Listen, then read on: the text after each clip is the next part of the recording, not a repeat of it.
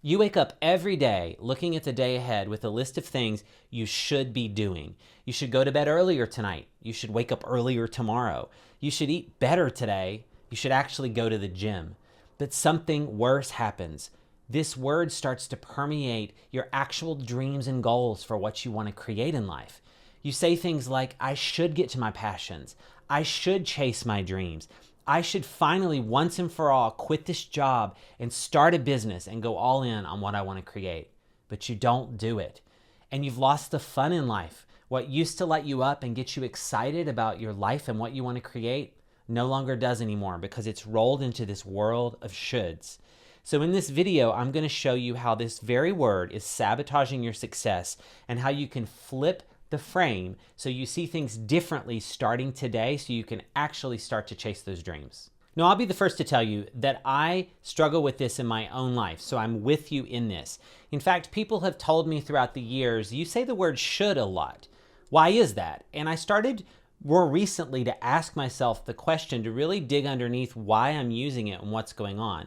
And what's interesting is the word itself is rather benign. It's not a big deal to say the word, but it's the psychology that goes on underneath it and the way that it's charged and how we say it and what it represents. That is what's sabotaging you. And that is what's holding you back. So in this video, I want to unpack that piece of what this one little word, 6 letters, represents in our lives. But let's start to give you an idea of why this sabotage is so bad. I'm going to actually come down here and write the should sabotage.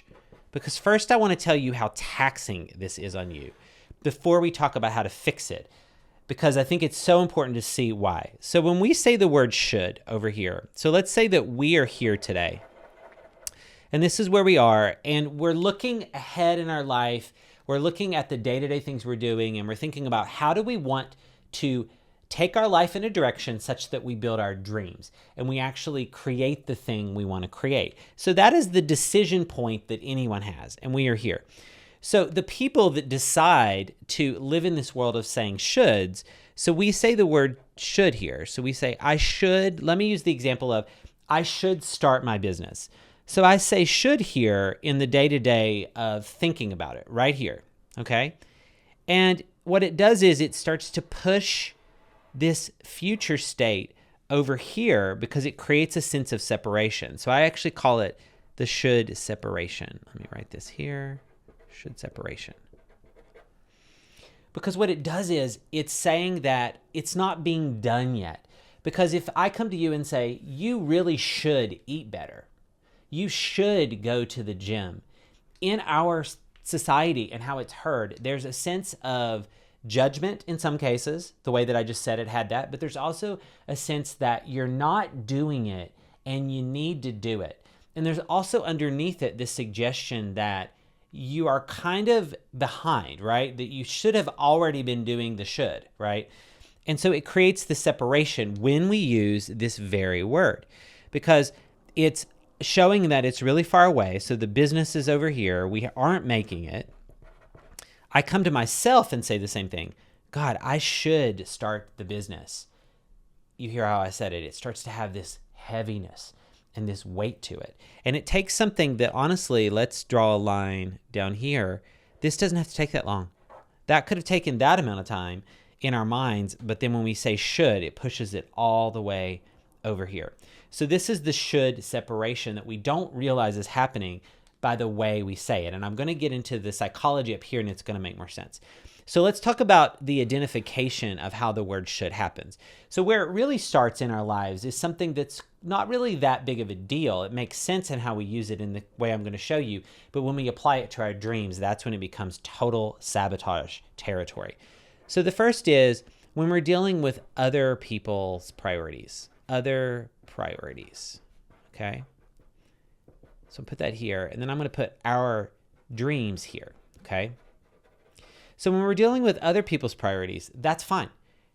Let's imagine when I worked in retail back in the day. I worked at Banana Republic, actually. So, and sorry if you're watching the managers from Banana Republic. I loved the job, but there were certain things I didn't like about it. We had to do stocking, and we had to clean the fitting rooms. And I hated cleaning the fitting rooms. And I hated putting the vacuum cleaner on and running around. You had to put it on your back. It was like a backpack. And you would run around and you would clean, and it needed to be done, and there was pride when it was done. Oh, and also cleaning the mirrors. All the mirrors had to be cleaned from floor to ceiling. It's crazy. And so those were things that you had to do during the shift, but I would push those to the last minute. And I would say, I should clean that first. I should clean the fitting rooms. Oh, I should do that now, but I want to do this other thing. So there's a sense of obligation. I have to do it. There's no option. But what I do control here is I control, I'm going to say lack motivation. And the only thing here is with obligation, the only thing we control is when we do it. Okay? We control when. So in this scenario, very simple, but think about your life. If you've ever worked in this type of job, or maybe even in your life now, there's things you don't love to do about every responsibility you have, but they have to be done. So when you think about the obligation, what do we tend to do? We tend to push them away. And I'm even going to write a little spur word over here and call it procrastination. So these are things that happen in the whole land of should. Should is an expression of what's going on in this world, or in this world that we lived in with the world created around the word should. So I should do it because it's an obligation. I'm wrestling with myself. I don't want to do it, but I have to do it. So there's that tension that's already going on. Then there's a lack of motivation because I don't like it. It doesn't light me up. It doesn't inspire me. It's not something I would choose to do in my land of dreams, but I have to. And then the procrastination starts because we control when, right? They're in that case, they're not saying that it has to be done at the beginning of the shift. It just had to be done in the period of time between when I got there and when the store opened, because it was like in the morning. It was before the store opened. So I had a window of time where I had to pick. So I would procrastinate that activity until the very end, and it made it heavier and worse. So I know you know how this feels. So this is what the word should represents. It represents the weight of all these things: procrastination, obligation, and we have very little control within. So now you're probably starting to see where this sabotage is coming in and where the damage is really being done in the pursuit of chasing our dreams. Because in life, there are obligations that we have that you can't get rid of. And there are things we don't love about life. We have to pay taxes. If you have a family, you have to take care of your family and your children. If you have pets, you have to take care of the pets. There are things you don't need me to go through them. There are things about these responsibilities that we don't love, but we love the greater benefit that it's bringing to our lives, and we love the opportunity. We hate certain parts of the job. Got it. So that's obligation. In the land of dreams, do any of these words feel resonant for how you want your dreams to feel, that dream business you want to create, or that dream passion project you want to create? No. With your dreams, you want them to be things like, I want to do this. I am excited. You want to be asking yourself, what's possible? Dreaming, right? What's possible? That's how you express it. You're saying things like, I want to do it all day. Do this all day, right? You'd love it. That's what we want our dreams to feel like. But what happens is, and I can speak directly from my experience, and I know that you are feeling the same way about this, because we're saying the word should, because we've gotten our dreams and our pursuits of our goals rolled into this whole world of obligation and other people's priorities over here. Because what's happening is, you're sitting here today on the video and you want to leave your job to start your business, or maybe you've already done that and you're in the process of doing it, and you're in the messy middle of the transition, and you've got obligations with maybe another job that you have to do, or you've got obligations with a side project. You can't drop everything and focus on the dreams. And so what happens is we roll the dreams into the world of other priorities, other people's priorities, and other people's obligations or obligations to other people. And that is where the problem happens, because our dreams now don't have these words and these phrases surrounding them. They have these. I should build a business. I should practice music. I should chase my hobby. What am I really saying here? In the day-to-day life, I'll give you a great example. Music is not a source of income for me. It is a passion. I do not make music professionally. That is not what I do. So it has to live in the world of all the other things that I do in my business and my content creation. So there's a choice we have. You have the choice to either choose to see your dreams as this column or this column. And why I want this video to be a pattern interrupt for you is because we wake up every day and we say, I should build business, I should build music, I should do hobby. We are subconsciously, and now in my case, consciously, applying all of these words and all these negative emotions with the very thing that we want to build. Sit with that for a moment. The thing that lights us up, or used to, or I was going to say should light us up.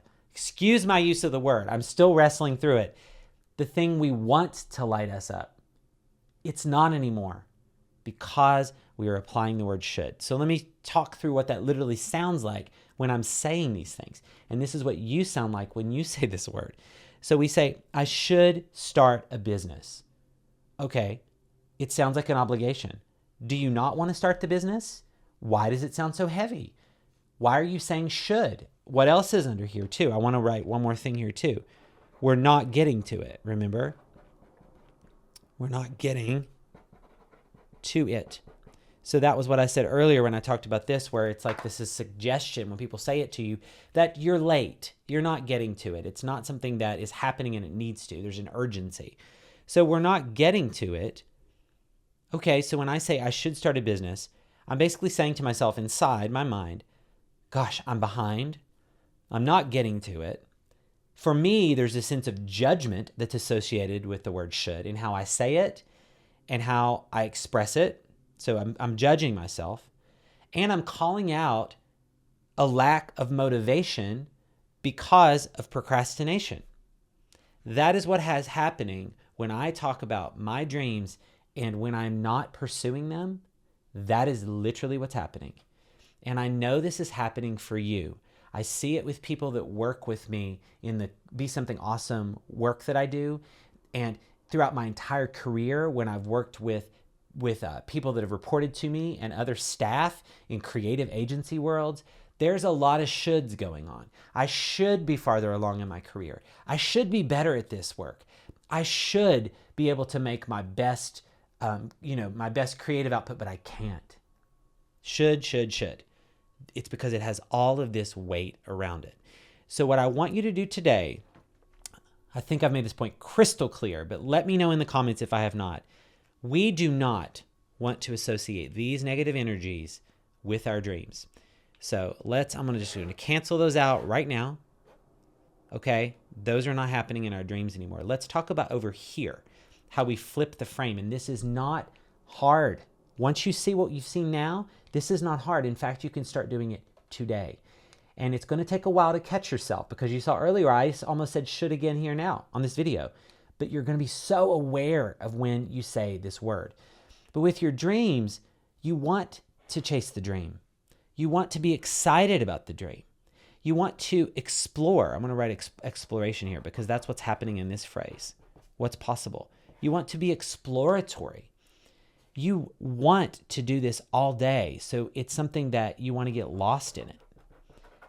Don't these things sound more exciting when we sit here today thinking about the dream that you want to build, that maybe you're on the journey toward, or maybe you're just starting? These are way more inspiring for you than these words. I want to build the dream. I'm excited to start the business. I'm excited to explore what's possible in ways that I can make money. Or in the case of music, I want to explore what the software does and how I apply my own ideas and words and lyrics to the software. I want to understand how other people have done it and really just get lost in this rabbit hole of music. That's the exploration. I want to do this all day. I want to get lost in it. Let's put an it there. I want to get lost in it. So let's sit with this for a second. The should sabotage. Break free from it today. This is not a hard part of this process, but people get stuck here all the time. I see it with people I work with, and I'm seeing it in my own life. And so I've told you on the channel, I'm committed to sharing with you what's going on for me in real time. So this is something that I literally pulled off of the day-to-day of my life. Like when I looked at the past couple weeks and heard myself saying these things, this is real for me. So I wanted to bring it to you. And the music example is one that's very relevant for me and why I keep using it. But in your life, it could be something else. It could be a hobby. It could be the side business you want to create. Whatever it is true to you, and that is important. But it's the thing that's in our life that's not getting attention because it's getting pushed away by the shoulds here. So the way that I actually made a shift and actually have seen great benefits of this in just the past 2 weeks by shifting the word should toward music. I said, I want to experiment with music. I'm excited about it. What is possible to explore? I'm going to talk about that in a second, a little bit more in detail. I want to do this all day. Well, this isn't possible to do it all day, but the desire is there, and letting myself say, you know what? If I could, I would. And that desire was enough to make me get excited that, yeah, music's something that I could get lost in and play with. I would love to hear what that is for you.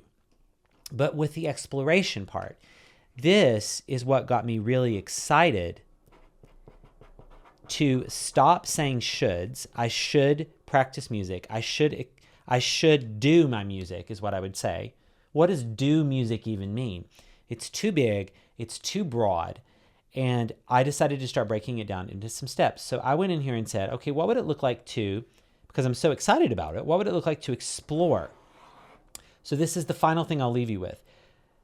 This may be overwhelming for you. The thing that you should be doing, your dream, let's take that out and reframe it. You want to do it. You're excited to do it. You're going to do it. The way to get there is, because it's not part of your day-to-day, I understand. It's something that you may have only a little bit of time to put toward. That doesn't mean it should be a procrastination. You have to break it down into some small steps. So I said, what would it look like to explore music? And so I started realizing some things. Melodies is something that I wanted to learn more about. I wanted to study various producers and songs I like and understand what's going on in the melodies so that I can apply that to my own words. And also I like technical aspects too. So the tech part, I decided to start researching more about the actual, they call them DAWs, the software that you actually make music in, how to work in that, what to do with it. So I'm kind of like applying both. These are smaller things that let me get lost in it, even just for a few hours on the weekend. Oh my gosh, I'm so excited about it now because it's happening in sequence with my other obligations. So that's the final thing I'll tell you. When you remove the word should, can I actually cross this out? Let's give ourselves permission to cross it out. It is gone. No shoulds. But what you do is you actually take these obligations that you have that are, yes, I get it, they're going to be there, and you put your dreams side by side here. Actually, I'll put them like that. Dreams. Now they're all in the same world together. There's no division between them now. They're all in the same world together. And now you can spend parts of your day on these obligations you have to do, and then now you can spend the rest of your time on your dreams. So that is what I learned, and that is the big aha moment that I learned, because I was saying should, and what I was doing is I was pushing it away, and in turn I wasn't weaving them into my life. I was never getting to it, so music wasn't happening. It just kept getting pushed down the line because I should do it, and I had guilt and judgment and procrastination.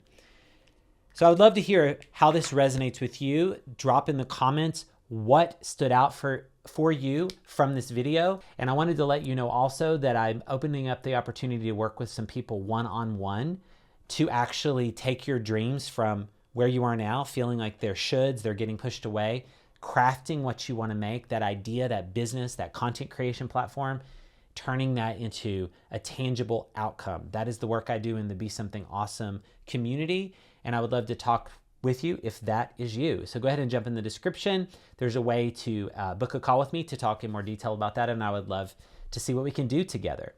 So thank you so much for coming to this video. I know your time is valuable, and I'm so excited you spent it with me. Go ahead and jump over and watch this other video because it's going to help you continue to think about how you can chase your dreams and stop the sabotage. So I'll see you over in the next one. Thanks again for watching. Later.